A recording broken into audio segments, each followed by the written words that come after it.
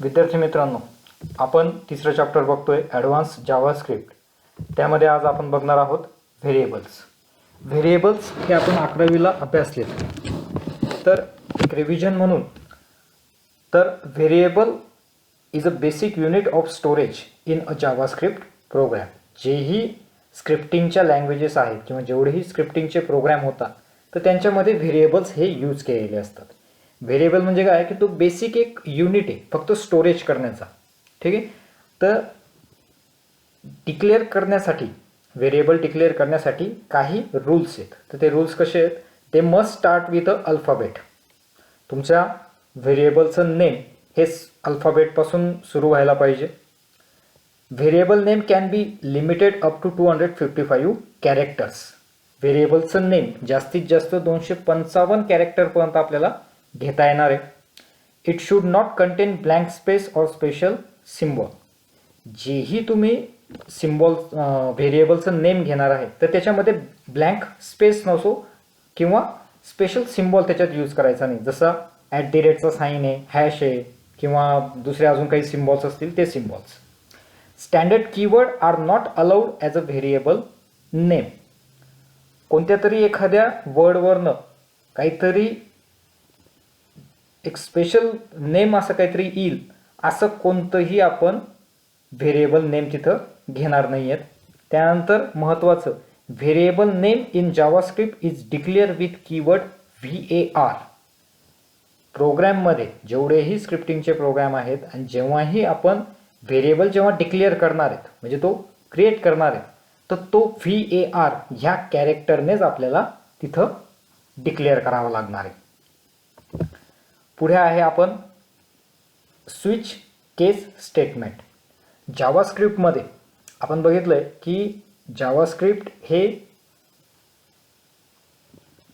जी programming आहे किंवा scripting language आहे याच्यामध्ये आपण डायनामिक वेब पेज तयार करत असताना किंवा प्रोग्राम करत असताना आपल्याला वेगवेगळ्या कंडिशन्स तिथं येतात. तर मग कंडिशन्स ॲट ए टाईम जेव्हा चेक करायचं असतं तेव्हा आपल्याला स्विच केस स्टेटमेंट ही वापरता येणार आहे. त्याच्यामध्ये काय म्हटलं आहे, JavaScript has a built in multiway decision statement known as switch. म्हणजे जेव्हा नंबर ऑफ स्टेटमेंट आहेत आणि त्यांच्यामधनं आपल्याला एक स्पेसिफिक स्टेटमेंट प्रूव्ह करायची आहे की बुवा ही स्टेटमेंट बरोबर आहे तर त्यावेळेस आपण स्विच स्टेटमेंट यूज करणार आहे. The switch statement tests the value of given expression against a list of case value. म्हणजे ज्यावेळेस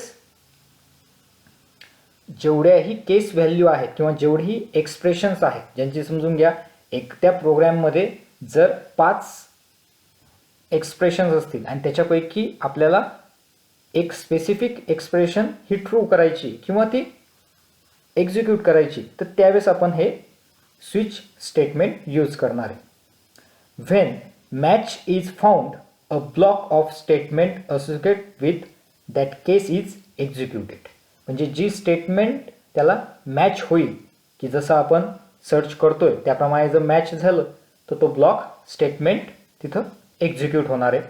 there should not be duplicity between the cases. जेवढेही एक्सप्रेशन आहेत किंवा जेवढेही केस स्टेटमेंट आहेत त्यांच्यामध्ये डुप्लिकेट स्टेटमेंट तिथं होत नाही स्विच केस स्टेटमेंटमध्ये. The default statement is not mandatory. म्हणजे काय की या स्विच केस स्टेटमेंटमध्ये डिफॉल्ट स्टेटमेंट जी असते ती कंपल्सन नाही किंवा ती कंपल्सरी नाही आहे. ती तुम्ही नाही यूज केली तरी चालणार आहे. त्याचा आपण सिंटॅक्स जो आहे तो पाहूया. सिंटॅक्समध्ये बघा इथं आपण स्विच एक्सप्रेशन, त्यानंतर ब्रॅकेट ओपन, केस व्हॅल्यू 1 इथं आपण प्रोग्राम घेणार आहे स्टेटमेंट ब्लॉक 1 ब्रेक. आता इथं ब्रेक स्टेटमेंट कशासाठी वापरले तर ही पहिली स्टेटमेंट जर ट्रू नाही झाली किंवा जे आपण सर्च करतोय ते जर आपल्याला फाउंड नाही झालं तर त्याने ही स्टेटमेंट इथं क्लोज करायची आहे आणि तो पुढच्या स्टेटमेंटकडे जाणार आहे. मग इथं केस व्हॅल्यू 2 स्टेटमेंट ब्लॉक 2 परत इथं जर त्याला तो मॅच फाउंड झाला किंवा नाही झाला तर तो ब्रेक होईल, परत तो पुढच्या स्टेटमेंटकडे जाणार आहे.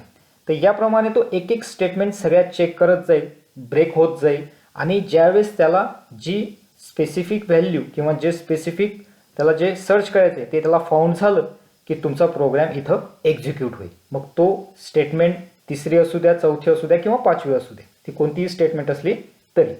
आणि जर एवढ्या सगळ्या केस व्हॅल्यूमधनं एकही केस व्हॅल्यू जर एक्झिक्यूट नाही झाली तर डिफॉल्ट ही व्हॅल्यू एक्झिक्यूट होणारच आहे. त्याच्यामुळे ही डिफॉल्ट जी आहे डिफॉल्ट स्टेटमेंट ब्लॉक. ठीक आहे. त्यानंतर आता आपण याच्यावरचा प्रोग्राम पाहूया. तर प्रोग्राममध्ये असा आहे की HTML हेड टायटल. आता आपल्याला माहिती आहे की स्क्रिप्ट टॅग हा तुमचा 2 सेशनमध्ये डिक्लेअर होतो किंवा यूज केला जातो. एक हेड सेक्शन आणि एक आहे बॉडी सेक्शन. मग आपण इथं बॉडी टॅग ओपन केल्यानंतर स्क्रिप्ट टॅग घेतला. त्यानंतर इथं आपण व्हेरिएबल तयार केलेला आहे डी, त्याची व्हॅल्यू घेतली आपण न्यू डेट. पुढे आलो आपण स्विच स्टेटमेंटकडे. त्याच्यामध्ये आपण गेट डे ही मेथड आपण यूज केलेली आहे. ठीक आहे. कर्ली ब्रॅकेट ओपन केला. केस व्हॅल्यू 0 डॉक्युमेंट डॉट राईट. आता डॉक्युमेंट डॉट राईट ही स्टेटमेंट कशासाठी वापरली जाते तर आउटपुट डिस्प्ले होण्यासाठी. जावा स्क्रिप्टिंगमध्ये डॉक्युमेंट डॉट राईट ही स्टेटमेंट तुम्ही यूज केल्याशिवाय तुमचं आउटपुट हे डिस्प्ले होत नाही. मग आपल्याला काय आउटपुट डिस्प्ले करायचं आहे तर टुडे इज संडे ही आपण स्टेटमेंट वापरली. त्यानंतर आपण स्टेटमेंट सेमिकोलनने क्लोज केली आणि पुढे ब्रेक स्टेटमेंट वापरली. जर ही स्टेटमेंट नाही एक्झिक्यूट झाली तर ती एक्झिक्युशन जे आहे ते ब्रेक होईल आणि तो पुढच्या केसकडे येईल. मग केस कोणती 1 document dot write is Monday. त्याप्रमाणेच मग वेनसडे, थर्सडे, फ्रायडे, सॅटरडे या सगळ्या स्टेटमेंट आपण इथं यूज केलेल्या आहेत. त्यानंतर जर त्याला इथंही कोणतीही व्हॅल्यू फाउंड नाही झाली तर तो डिफॉल्ट कुठे जाणार आहे document dot write no information available for that day. ही स्टेटमेंट डिफॉल्ट डिस्प्ले होणारच आहे जर वरच्या स्टेटमेंट डिस्प्ले नाही झाल्या तर. त्यानंतर आपण ब्रेक केला. Close script tag, body tag and HTML. तर याप्रमाणे आपण प्रोग्राम स्विच स्टेटमेंटचे करू शकतो. पुढचं जे स्टेटमेंट आहे किंवा स्ट्रक्चर आहे ते आपण पुढच्या नेक्स्ट लेक्चरला बघूया.